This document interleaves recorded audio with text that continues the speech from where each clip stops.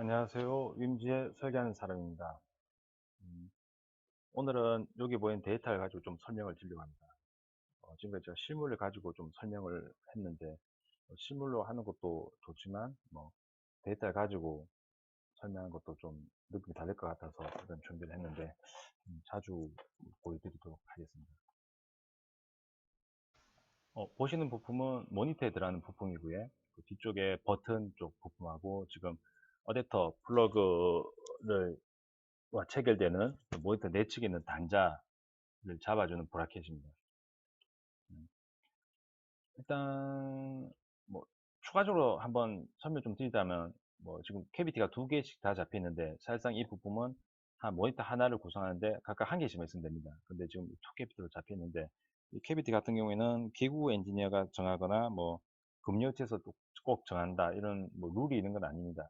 단지 기구 엔지니어가 부품 리스트하고 부품 관련 사양을 나갈 때 재질이라든가 디자인 사양도 같이 나가긴 나가지만 그런 내용이 나갈 때 부품 리스트에 보면 파트 수량을 다 좀 표기해서 나갑니다. 그 수량이라고 하는 게 한 세트를 구성하는 이 제품을 한 세트를 구성하는데 이 부품이 몇 개 필요한가. 그래서 그런 수량을 표기해서 나가는데 예를 들어서 부품 버튼이 이거 같은 경우는 하나가 들어가지만 어떤 경우에 따라서는 이 부품은 4개가 들어간다, 8개가 들어간다 이런 표기를 해서 주면 거기에 맞춰서 이제 캐비티 구성을 합니다. 금융업체에서. 예를 들어서 한 제품 구성하는데 이 부품은 4개가 들어간다. 그럼 제일 좋은 건 4캐비티를 구성하는 게 좋겠죠. 그 2배수인 8캐비티 해도 좋은데 부품이 큰 경우에는 금형이 커지니까 2캐비티를 해서 2배수로 사출하겠지만 부품이 지금 보시는 이런 부품처럼 작다고 하면 4캐비티, 8캐비티를 적용하겠죠. 한 세트를 구성하는데 딱 맞는 알맞은 수량을 가지고 캐비티를 구성하겠죠. 근데 요런 이유로 캐비티가 또 구성이 되겠지만 다른 영향을 주는 요소를 보자면 생산량이겠죠. 예를 들어서 한 달에 100만 개를 생산하는데 캐비티는 원 캐비티를 하면 생산 효율이 안 맞고 생산 그 속도를 못 따라가겠죠. 그 다음에 한 달에 100개를 생산할 건데 캐비티를 10개를 하면 생산 속도는 맞춰가겠지만은 쓸데없이 금형비는 올라가겠죠. 캐비티가 많다는 건 결국 금형비가 크든 작든 금형비도 영향을 주니까 이런 건 좀 고려하셔야 되는 부분이고 어, 생산량 같은 부분도 미리 파악이 돼 있다면 그걸 감안해서 업체 쪽에 좀 전달하는 게 좋겠죠. 왜냐하면 금형 견적 외에 그 사출 단가 같은 경우는 생산 수량도 하고도 연관이 돼 있으니까 그래서 한 가지 부품이라도 한 달에 1000개 사출하는 단가하고 10,000개 사출하는 단가는 다를 수밖에 없습니다. 왜냐면 한 번에 쭉쭉쭉 찍어낼 때 그 로스가 제일 적게 들어가니까. 그렇기 때문에 어, 생산 수량이라든가 이런 거 미리 파악을 해서 업체에다 전달할 때는 그 부분도 좀 전달해서 뭐 사출 단가를 받으시기 바랍니다. 오늘 이 부분을 가지고 좀 주의하게 드린 말씀은 아까 말한 캐비티보다는 기구 하시는 분들이랑 같이 시작하신 분들이랑 이제 기구를 하시려고 하신 분들이 이제 물어보시는 것 중에 기구 설계를 하려고 하는데 이제 뭘 좀 준비해야 되나요? 뭘 좀 알아야 되나요? 라고 많이 물어보시는데 이제 그때마다 제가 항상 하는 말이 이제 여러 가지 있겠지만은 금융 관련해서 좀 아셔야 된다고 좀 말씀드리거든요. 금융 지식, 기초 지식이겠죠. 예. 그걸 좀 알아야 이제 기구 설계하는데 이제 문제가 없다고 일단 제가 말씀을 드리는데 보통은 이제 금융 설계를 할 게 아니라 기구 설계를 할 건데 왜 금융을 알아야 되느냐고 이제 좀 생각하시는 분들이 계신데 금융하고 이제 기구하고는 밀접한 관계가 있죠. 왜냐면 디자이너가 내놓은 디자인을 현실화를 하는 게 기구 설계라면 그 기구 설계한 거를 더 현실화해서 이제 실물을 만들어서 손에 직접 만지게 해주는 게 이제 금형인데 그 금형을 하기 위해서는 이제 금형을 만들 수 있는 그 조건에 맞춰서 기구 설계를 해야 되는 거지 않습니까? 그러다 보니까 기구 설계를 할 때는 최소한의 금형에 대한 지식을 가지고 그걸 반영을 하고 또 때에 따라서는 그 어떤 요건에 대한 그걸 다 고려해서 기구 설계를 해야 되기 때문에 기구하고 금형은 상당히 밀접한 관계가 있는 거죠. 기부 설계를 하는 데 있어서 뭐 금형하고 관계된 부분, 어떤 부분 좀 고려해야 되냐면, 뭐 가장 밀접한 관계에 있는 게 이제 구배각, 그다음에 파팅 라인, 게이트 위치, 그 다음에 슬라이드하고 뭐 가변코어가 어떻게 뭐 구성을 할 건가, 그다음에 뭐 밀핀, 뭐 경우에 따라서 이제 뭐 여러 가지 다른 요소가 있겠지만, 제가 앞서 말한 이런 부분들이 가장 좀 밀접한 관계가 있는 거잖아요. 구배각 같은 경우에는 이제 왜 필요하냐면, 당연히 취출하기 쉽게 직선 구간으로 이제 맞닿아 있는 면이 각이 없다면 계속 맞닿은 채로 이제 직선 구간에서 잡아당겨지는 건데, 그러면 뭐 취출도 어렵고 표면에 상처도 많이 나고, 그다음에 어 경우에 따라서는 형상이 틀어질 수도 있겠죠. 예. 그렇기 때문에 저 구배각이 들어가는 건, 그렇기 때문에 저 구배각이 들어가는 거고요. 저 같은 경우는 구배각을 보통은 1도를, 평균적으로 1도를 무조건 줍니다. 예. 왜냐면 꼭 그게 정해져 있다기보다는, 제가 지금까지 이제 설계를 하면서 같이 협업을 했던 금융업체하고 뭐 이런 걸 종합적으로 봤을 때 가장 1도가 가장 무난하게, 어, 별다른 협의 없이 그냥 적용 가능한 구배각이거든요. 그래서 저는 항상 평균적으로 다 1도를 주고, 특수한 경우에는 이제 구배각을 뭐 0.2, 0.5, 뭐 1도 이내로 주고, 그 다음에 거친 부식이 많이 들어가는 경우에는, 저 같은 경우에는 이제 3도에서 5도를 주는데, 보통 디자인에 영향이 없다면 그냥 5도를 줍니다. 근데 높이가 높다면 구배가 좀 더 줄이죠. 한 3도 정도로 주죠. 왜냐하면 높이가 높아질수록 구배각이 크다면 그 위로 올라갈수록 이제 점점 좁아지니까, 그 부분이 이제 디자인에 영향을 줄 수도 있고, 영향이 없다면 5도를 그냥 그대로 주겠지만, 뭐 영향을 준다면 구배가 최소한 줄이는 게 좋겠죠. 그래서 일단 저는 그런 기준으로 일단 설계를 하고 있고요. 어, 0.2, 0.5도 같이 구배각이 1도 이내인 경우에는, 그래서 제품 자체가 약간 좀 특수한 조건이라기보다는 뭐 요구사항이 약간 좀 고객이 요구한 사항이 좀 까다롭거나 좀 특별한 경우에는, 쉽게 말해서 직선 구간을 거의 그 구간이 직선 구간처럼 보여야 된다고 하면 0.2도 정도 주기도 합니다.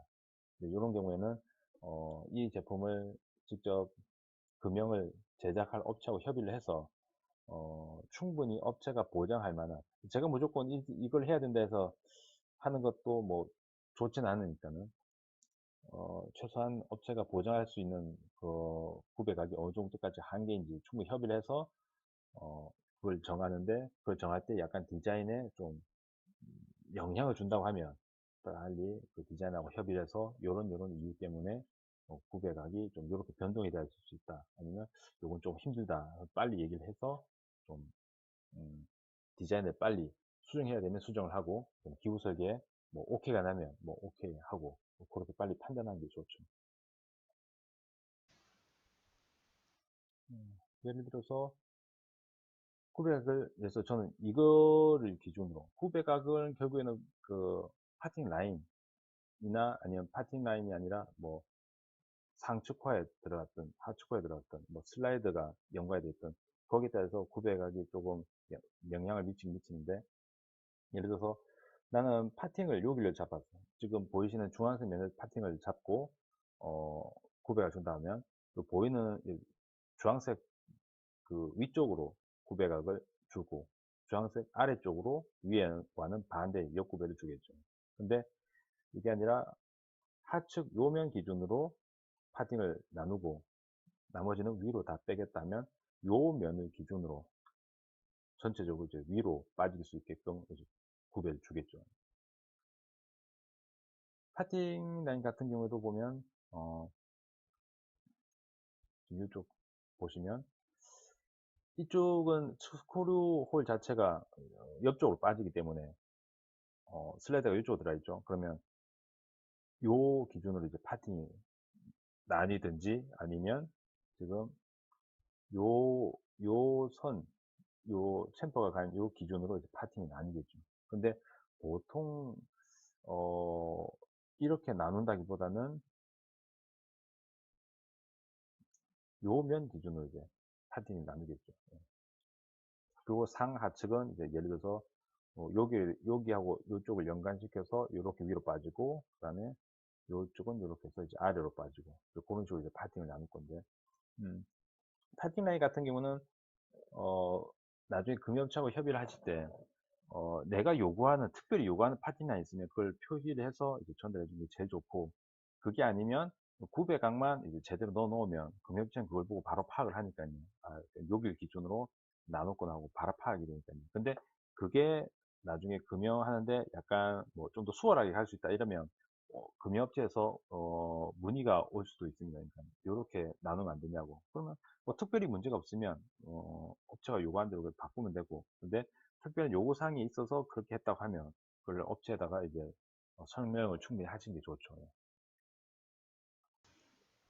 게이트 위치 같은 경우에도 게이트는 지금 여기 보시면 알겠지만 나중에 취출을 하고 나서 여기를 제거를 하겠죠. 제거를 하더라도 여긴 자국이 남게 됩니다. 그렇기 때문에 외부에 노출되는 부분에는 게이트가 당연히 오면 안 되겠죠.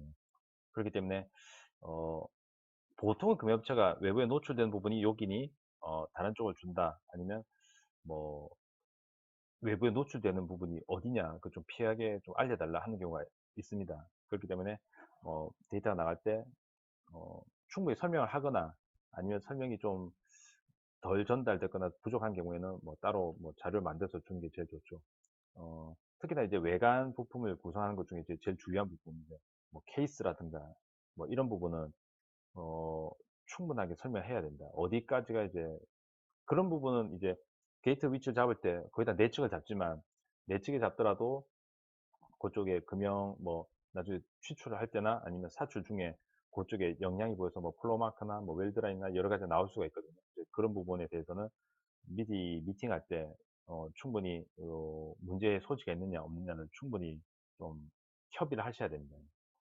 어, 제일 중요한 건 어쨌든 게이트는 이제 외부에 노출된 부분에 오지 않는 게 제일 좋겠죠. 예를 들어 뭐 게이트 위치가 여기 있다고 하면 뭐 버튼 누를 때마다 사용자는 손에 뭔가가 건드려지겠죠. 예. 그렇기 때문에 게이트 위치가 뭐 여기 오면 안 된다, 뭐 저기로 왔으면 좋겠다, 뭐 그런 거를 명확하게 해서 기부 엔지니어가 전달해 주는 게 좋습니다. 지금 예를 들어서 요거 같은 경우는 게이트가 수지가 들어간 라인이 그 길이 이쪽에 있는데, 어차피 내부 부품이니까 이 게이트가 뭐 여기 오든 저기 오든 뭐 특별히 문제는 없겠지만, 제일 중요한 거는 조립엔 영향이 없어야 되겠죠. 예를 들어서 요게 뭐 요쪽에 게이트가 있다. 예를 들어서 여기 있다. 그러면 스크류가 들어갈 때 약간의 버가 있으면 스크류가 들어갈 때 걸릴 수도 있고 하니까요. 그렇기 때문에 뭐 아무리 내부 부품이라도 게이트 위치가 뭐 예를 들어서 여기 왔다 이러면 그쪽에 연관되는 간섭된 부품이 있는지 없는지 확인하고, 있다면 빨리 전달을 해서 게이트 위치를 바꾸도록 하셔야 된다. 왜냐하면 금형이 이미 제작이 들어가고 나면 게이트 위치를 바꾸는 게 쉽지 않아요. 다 뜯어 고쳐야 되니까. 그렇기 때문에 금형 검토 자료나 이게 오면 대충대충 보면 안 되고 자세히 보고, 혹시나 빠져 있거나 궁금한 내용이 있으면, 조금이라도 의심 가는 내용이 있으면, 혹시라도 조금이라도 좀 의문이 드는 내용이 있으면 바로바로 업체하고 물어보고 협의를 하시는 게 이제 좋습니다. 음, 슬라이드 같은 것도 보면 좀 이 부품 같은 경우는 이제 어, 홀이 이렇게도 나 있고, 그다음에 스크류홀 체결 방향, 이제 수직 방향 나 있기 때문에 상하 코어만으로는 이 형상이 구현이 안 되죠. 그렇기 때문에 슬라이드가 들어가는 건데, 이 슬라이드가 들어갈 때 이제 좀 고려해야 될 부분은, 슬라이드가 이쪽으로도 들어가고 요쪽으로도 들어가고 하면 괜히 금형 구조만 복잡해지고, 특별히 이 부품이 그렇게 중요한 부품도 아닌데 단지 단자를 고정하기 위한 브라켓일 뿐인데 뭐 그렇게 금형 구조를 복잡하게 난이도 있게 할 필요는 없겠죠. 그렇기 때문에 슬라이드가 이쪽으로만 빠지면 되게끔 구조를 다 잡아주는 게 좋겠죠. 예를 들어서 스크류 체결 여기로 들어갈 거니까는 여기 자립하기 같은 것도 뭐 이렇게 해주는 게 좋죠. 근데 반대로 많이 자립하게 돼 있다. 그러면 이쪽으로도 빠져야 되고 이쪽으로도 빠져야 되고, 자립하기가 두 군데로 다 나있거든요. 그렇기 때문에 슬라이드가 들어간다 하면 특별한 조건이 아니면 한쪽으로 다 몰아주게끔 구조를 잡을 수 있게끔 이제 기부 설계를 하는 게 좋죠. 그리고 뭐 지금 라인을 이걸 이미 들어갈 때 대충 라인은 이렇게 타고 가서 위로 빠지고, 그 다음에 이건 이렇게 가서 뭐 위로 빠지고 이렇게 한 게 좋겠네. 뭐 그거를 이미 설계한 단계에서 조금 고려하시는 게 좋죠. 예를 들어서 뭐 여기, 여기, 여기 뭐 요렇게까지 해가지고 뭐 위로 빠지게끔. 그 다음에 뭐 여기, 여기 요 라인을 기준으로 이제 아래로 빠지게끔 뭐 하겠다. 뭐 그렇게 미리 구상을 하고 좀 설계를 하셔야 되죠. 그렇기 때문에 이제 금형에 대해서 좀 알고 있어야 되는 겁니다. 만약에 그냥 아무것도 고려 안 하고, 아, 이쪽에도 스크롤이 들어가야 되니까 이렇게 뭐 하고, 이쪽에는 뭐가 좀 심심하네? 챔퍼 주고, 뭐 그렇게 되고, 그 다음에 이쪽도 뭐 중간에 뭘, 리브를 뭐 세운다든가 뭐 하면은 괜히 금형만 복잡해지니까요. 그냥, 아, 이게 멋있구나. 아니면 이게 난 이렇게 하고 싶어서 하는 게 기구 설계는 아니니까는. 충분히 요렇게 요렇게 하면 위로 빠진 데 문제 없고 근데 밑으로 빠지려니까 뭐가 문제가 생기네. 그럼 요 구조는 없애야 되겠다. 그 생각을 할 수 있는 게 왜 생각할 수 있냐면 금형에 대해서 알고 있기 때문이거든요. 그렇기 때문에 충분히 지금 말한 거는 어디까지나 그 일부분이 내용일 뿐이고 실제 기구석에 들어가게 되면 더 고려할 부분 더 많습니다. 일단 간략하게 설명 이런 건데 그렇기 때문에 이제 기구 엔지니어들이 이제 금형에 대해서도 좀 기초적 최소 기초적으로는 알아야 금형이 어떻게 동작을 하고 금형이 어떻게 제품을 추출하는지 알아야 제대로 설계를 할 수가 있는 겁니다. 일단 요 파트에서 일단 밀핀만 한번 보면 이렇게 되거든요. 밀핀 같은 것도 보면 지금 뭐 좀 뭐 꼭 원형이라는 그 고정은 없거든. 고정된 형상은 없거든요. 그래서 좀 형상에 맞게 이런 식으로 뭐 제작이 되고 다 하는데 지금 요 부품에 비해서 요 작은 부품은 밀핀이 많습니다. 어, 왜일까요? 가다해 보면 이 제품은 작고 얇거든요. 예를 들어서 밀핀이 요쪽에서만, 예를 들어서 요쪽에서만 동작해서 밀어낸다고 하면 이렇게만 밀릴 거 아닙니까? 이게 약하니까 휘어질 건데 휘어지면 휘어진 대로 추출됐을 때 휘어진 채로 굳어버리니까 일단 부품이 형상이 변형이 생기겠죠. 그렇기 때문에 골고루 밀어내고 얇은 제품이고 작은 제품이니까 골고루 밀어내기 위해서 이렇게 밀핀이 어찌 보면 요 큰 거보다 많이 들어가고 이 큰 거는 어차피 살두께도 좀 두껍고 형상이 좀 이렇게 강도를 잘 잡아주게끔 이 형상도 좀 갖춰져 있고 하니까 밀핀이 그렇게 꼭 많이 들어갈 필요는 없는데 그래도 동시에 빠져야 되니까 골고루 일단 배치가 되는 거고 그런 차이. 한번 코어 부분 전체를 한번 보겠습니다. 전체를 보면 지금 아까 말한 슬라이드가 지금 이쪽으로 나와 있죠. 이쪽 슬라이드가 나와 있죠. 한번 없애보면 이런데 이쪽으로 지금 슬라이드가 들어가 있는 거죠. 나중에 실제 금형 동시할 때 보면은 삼각 코어가 닫힌 다음에 슬라이드가 들어와서 닫히겠죠. 그 다음에 레진이 들어와서 이렇게 저렇게 저렇게 한 다음에 어, 성형 완료가 끝나면 상하 코어가 빠지고 요 슬라이드가 빠지겠죠. 정확히는 슬라이드가 먼저 빠진 다음에 상하 코어가 빠지겠죠. 그렇게 하고 이제 밀핀이 제품을 밀어내니까 예, 대략 지금 이 제품 같은 경우 보시면 대략 이렇습니다. 금형이 간단해 보이지만은 뭐 실제로 파고들고 가보면 이것도 여러 가지 이것만의 이제 룰이 있는 거죠. 구배각이라든가 추출되는 위치라든가 그다음에 뭐 레진이 들어오는 입구라든가 이게 뭐 나름 금형업체 쪽에서 노하우를 가지고 이제 하는 거죠. 절대 뭐 금형이든 기구 설계든 간단한 건 없습니다. 대략 이렇습니다.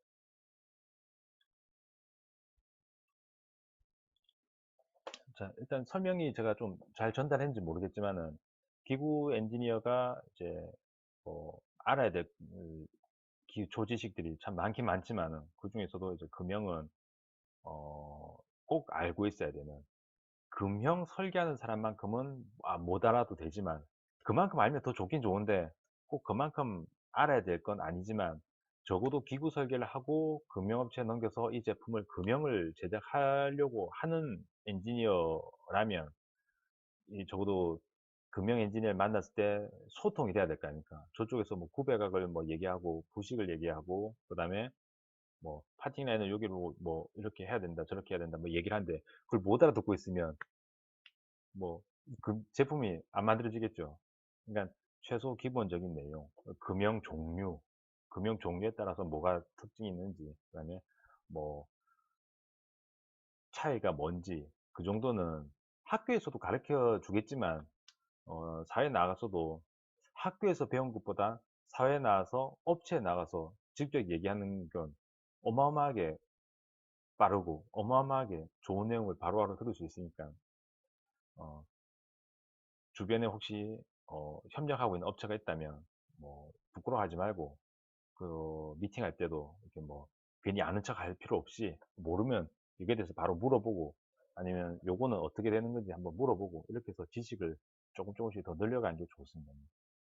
저도 처음에는 금형을 학교에서 배운 게 다입니다. 그냥 금형 종류, 그다음에 뭐 웰드라인이 뭔지, 플로마크 뭔지, 뭐 구배각이 뭔지 딱 그것만 알고 왔지. 설계할 때 저도 아무런 준비가 안 돼 있으니까는 몇 번이나 빠꾸를 받았거든요. 몇 번이나 금융업체에서 이거는 설계가 안 되는 데이터를 왜 보냈냐고 그 정도까지 저도 말을 들은 적이 있기 때문에. 음.